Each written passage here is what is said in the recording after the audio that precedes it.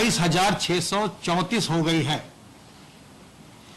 संक्रमित व्यक्तियों में से 1,084 लोगों की मृत्यु हुई है। इस समय आइसोलेशन वार्ड्स में 16,454 लोगों को रखा गया है और उनका इलाज विभिन्न स्तर के चिकित्सालयों में, कोविड हॉस्पिटल्स में किया जा रहा है। फैसिलिटी क्वारंटाइन में 4,142 लोग हैं और जिनके सैंपल्स की जांच की जा रही है। कल प्रदेश में सैंपल टेस्टिंग में एक और बेंचमार्क स्टैब्लिश हुआ। कल प्रदेश में अब तक की हाईएस्ट टेस्टिंग की गई और कल कुल मिलाकर के 54,207 सैंपल्स की टेस्टिंग की गई। इसमें आरटीपीसीआर के टेस्ट, एंटीजन टेस्ट और ट्रूनैट के टेस्ट सभी सम्मिलित हैं। अब तक प्रदेश में कुल मिलाकर के 13,79,534 सैंपल्स की टेस्टिंग की जा चुकी है। कल प्रयोगशालाओं को जिलों के द्वारा 35,000 से ज्यादा सैंपल्स भेजे गए। पूल टेस्टिंग के अंतर्गत 5-5 सैंपल के 2,907 पूल लगाए गए, जिनमें 432 में पॉजिटिविटी देखी गई और 10-10 सैंपल के 432 पूल लगाए गए, जिनमें 66 में पॉजिटिविटी देखी गई। आरोग्य सेतु ऐप से जो अलर्ट जनरेट होते हैं, उनका सभी जो इसके यूजर हैं उनको उसका उपयोग करना चाहिए। अगर आपने अभी तक आरोग्य सेतु ऐप डाउनलोड नहीं किया है, आपके पास स्मार्टफोन है तो जरूर डाउनलोड कर लीजिए और अगर आपको ऐप कोई अलर्ट जनरेट करता है तो उसके अनुसार सावधानी बरतिए, सतर्कता बरतिए। जो ऐप से अलर्ट जनरेट होते हैं उनको हम यहां से भी लगातार फोन करवाते हैं और अब तक जिनको अलर्ट जनरेट हुआ उसमें से 2,86,406 लोगों को यहां से मुख्यालय से फोन किया जा चुका है, स्वास्थ्य विभाग के कंट्रोल रूम के माध्यम से और सीएम हेल्पलाइन के माध्यम से।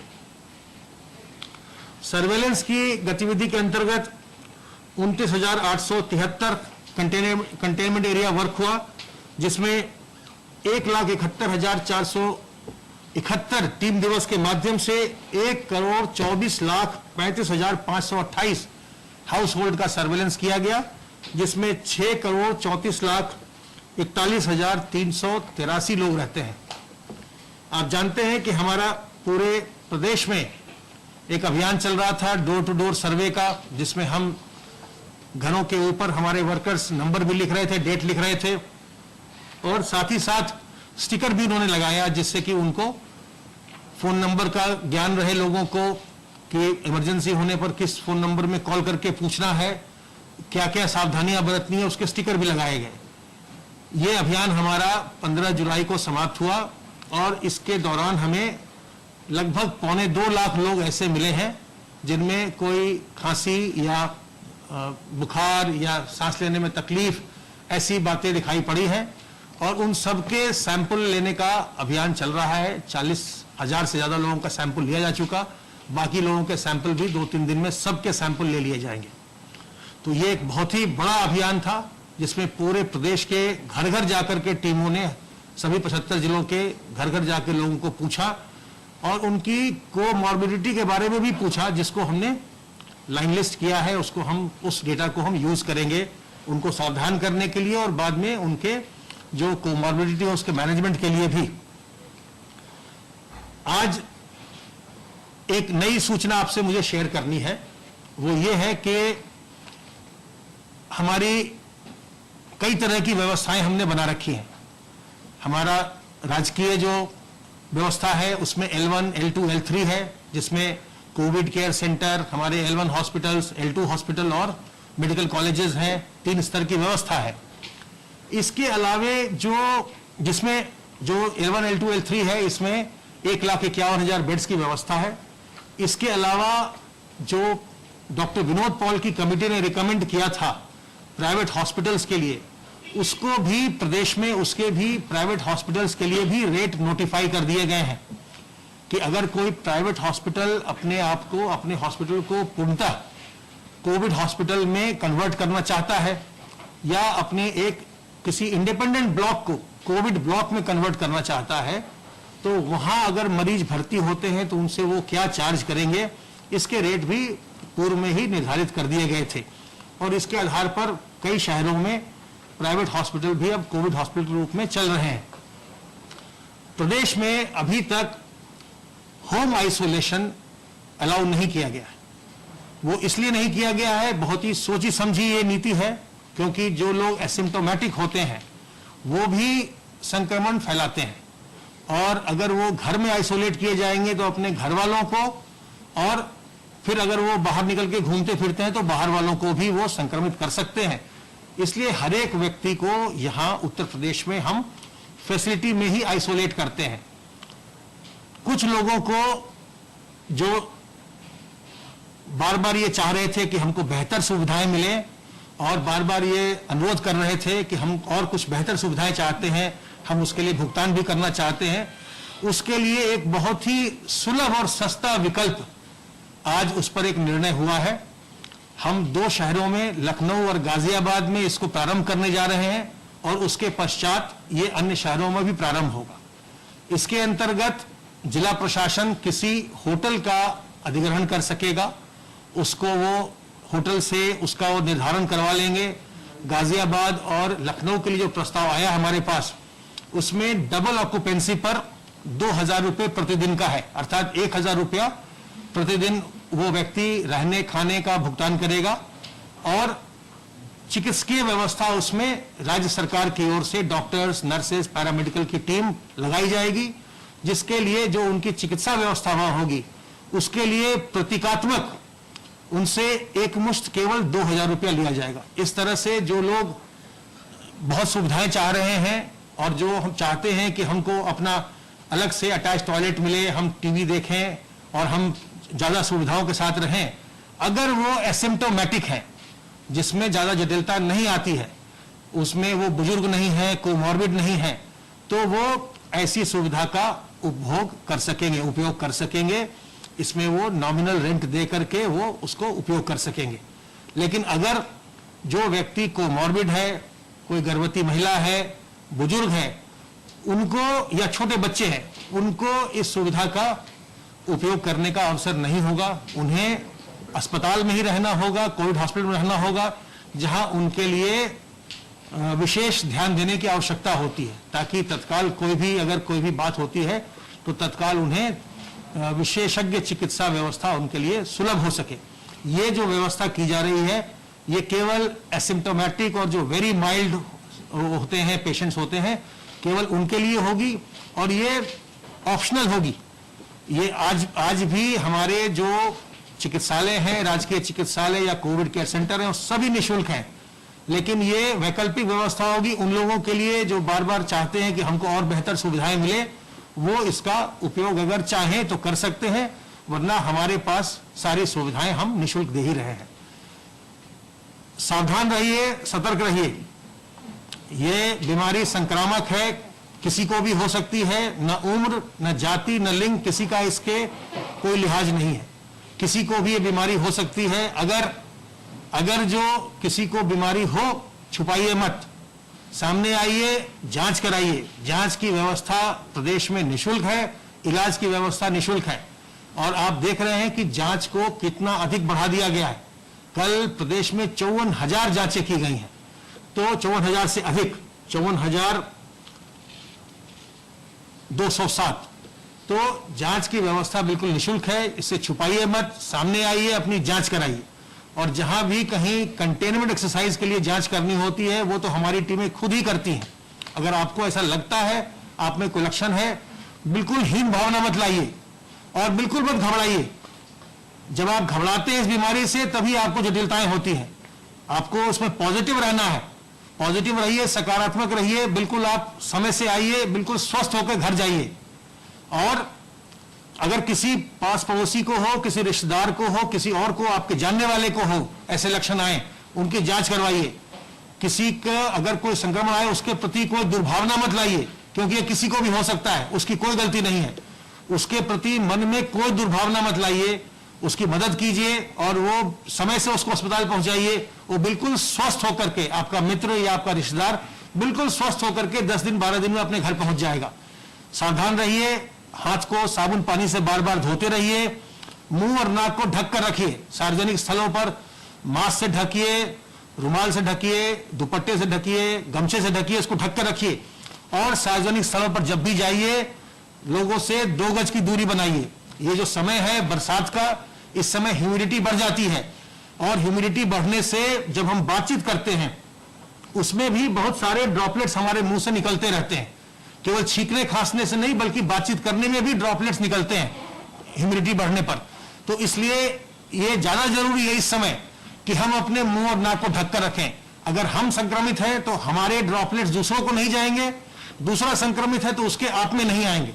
तो मुंह और नाक को ढककर रखिए, हाथ को धोते रहिए और 2 गज की दूरी बनाए रखिए। सावधान रहिए, सतर्क रहिए, संक्रमण से बचिए, दूसरों को बचाइए।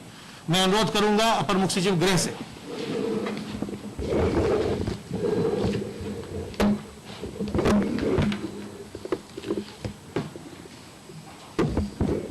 माननीय मुख्यमंत्री जी ने आज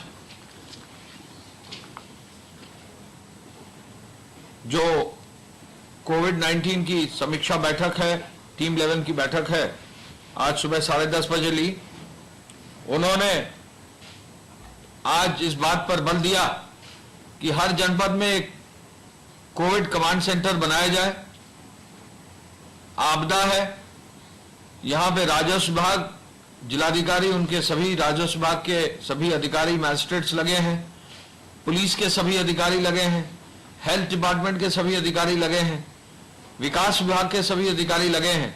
इन सबका समन्वय बनाने के लिए हर जिले में कोविड कमांड सेंटर बनाने का निर्देश आज माननीय मुख्यमंत्री जी ने दिया है।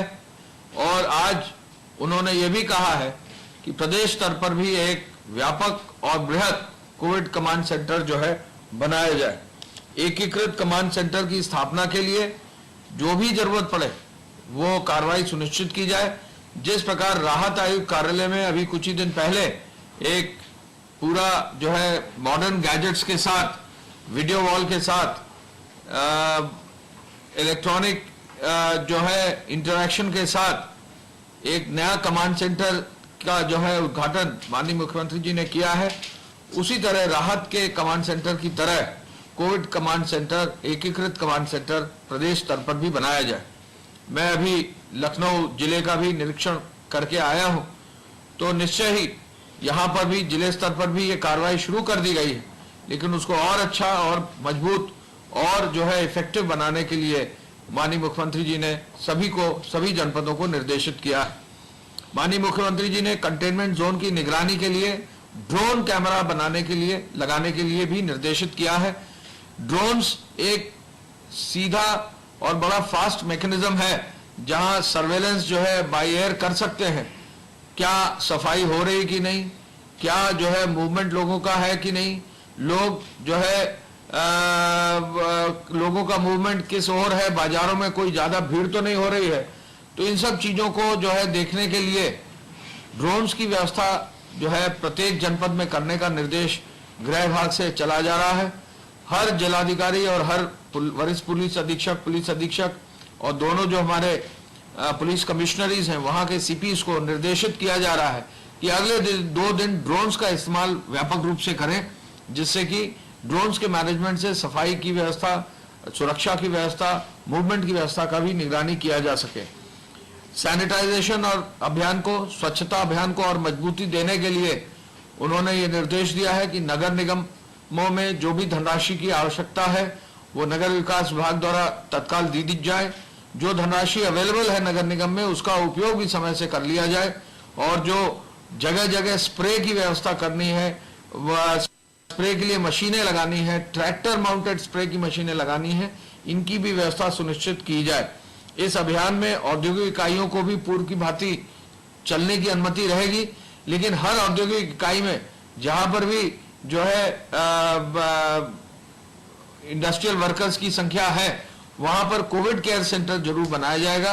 कोई भी उद्योग कोविड केयर सेंटर के बिना जो है न चले, ये इंश्योर कर लिया जाए, जिससे कि इंडस्ट्री के लोगों को ही इसका लाभ मिले और निगरानी के माध्यम से कहीं भी इंडस्ट्री में भी कोई कठिनाई नहीं आए। शहरी क्षेत्रों में सर्वेलेंस को घर घर बढ़ाने के लिए मेडिकल स्क्रीनिंग को और मजबूत करने का भी निर्देश दिया गया है। ग्रामीण क्षेत्र में कार्य काफी हो चुका है, बृहद रूप से जो है सर्वे ग्रामीण क्षेत्र में कर भी लिया गया है, लेकिन शहरी क्षेत्र में इसको और अच्छे से और मजबूती से करने के लिए आज मिशन मोड में कराने के लिए माननीय मुख्यमंत्री जी ने निर्देशित किया है। माननीय मुख्यमंत्री जी ने यह भी कहा है कि शहरी क्षेत्र में कोई शिथिलता ना हो, ये देख लिया जाए, और यदि किसी शहरी क्षेत्र के किसी वार्ड में सर्वेलेंस में डोर टू डोर सर्वे में कोई शिथिलता होती है तो जिम्मेदारी भी फिक्स कर दी जाए। एंटीजन टेस्ट के, रैपिड एंटीजन टेस्ट के अच्छे रिजल्ट आए हैं। वेस्टर्न यूपी में जब पिछले लगभग 1 जुलाई से रैपिड एंटीजन टेस्ट के व्यापक जहां से चेकिंग हुई है, तो उससे तुरंत जो है जल्दी केस को आइडेंटिफाई करने में जो है जानकारी मिल पाती है। इसी प्रकार पूरे प्रदेश में रैपिड एंटीजन टेस्ट को आगे बढ़ाने के लिए यह निर्देशित किया गया है कि 25 लाख से नीचे के जो जनपद हैं उनमें कम से कम 500 रैपिड एंटीजन टेस्ट प्रतिदिन कराया जाए। 500 रैपिड एंटीजन टेस्ट प्रतिदिन कराया जाए, और जो शहर 25 लाख से बड़े हैं उन शहरों में 1000 रैपिड एंटीजन टेस्ट कराया जाए। लखनऊ के लिए 1500 रैपिड एंटीजन टेस्ट प्रतिदिन कराने का निर्देश माननीय मुख्यमंत्री जी ने दिया है। बड़े जनपदों में कम से कम 5000 किट्स दे दिए जाए, और जो इससे जो 25 लाख से ऊपर वाले जो जनपद हैं उनमें 10,000 किट्स जो है उपलब्ध करा दिया जाए। सर्वेलेंस टीम को जो ये कार्य करते हैं, संदिग्ध लोग जो भी हैं उनको रैपिड एंटीजन टेस्ट से ही तत्काल चेक करने का निर्देश दिया गया है, जिससे किसी को वेट न करना पड़े और तुरंत जानकारी हो जाए और किसी भी रूप में संक्रमण फैलने की संभावना कम रहे। टेस्ट में संक्रमित होने की दशा में कोविड अस्पताल ले जाने का निर्देश दिया गया है। जिलाधिकारी और मुख्य चिकित्साधिकारी का इस पूरे सर्वेलेंस के साथ साथ टेस्टिंग के लिए उनका उत्तरदायित्व भी निर्धारित करने का निर्देश दिया है। माननीय मुख्यमंत्री जी ने स्वास्थ्य और चिकित्सा शिक्षा विभाग को अपनी सभी इकाइयों को सक्रिय करने का भी निर्देश दिया है। सभी चिकित्सालय मजबूती से काम करें, वहां के सीनियर डॉक्टर्स खुद जाकर देखें, वहां का स्टाफ खुद जाकर देखे, वहां के जितने मरीज हैं उनका तुरंत उनकी सुनवाई हो, कोई सफाई में कमी ना हो, भोजन आदि में कोई कमी ना हो, ये जो है निर्देश आज दिए हैं। एम्बुलेंसेज में ऑक्सीजन की व्यवस्था करने का भी निर्देश दिया है। एक सेंट्रलाइज्ड एम्बुलेंस सिस्टम भी प्रति जनपद अगर इम्प्लीमेंट होता है तो इसका बहुत फर्क पड़ेगा।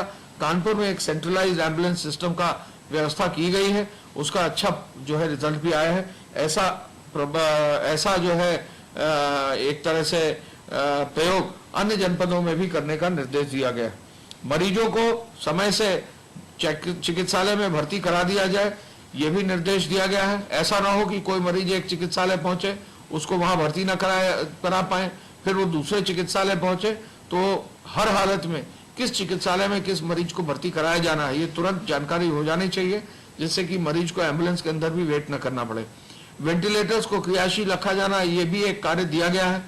प्रदेश में बहुत सारे नए वेंटिलेटर्स और नए अस्पतालों में लगाए गए हैं, लेकिन इनको एक्चुअली चलाना, क्रियाशील कर लेना, जिससे कि कहीं भी किसी को मरीज को अगर इमरजेंसी में जरूरत हो तो इनका उपयोग किया जा सके, ये निर्देश भी दिए गए हैं। लाइफ सपोर्ट एम्बुलेंस में भी जो है वेंटिलेटर्स की व्यवस्था सुनिश्चित करके करी हुई है, उनको भी चलाकर देखने और टेस्टिंग करने का भी निर्देश दिया गया है।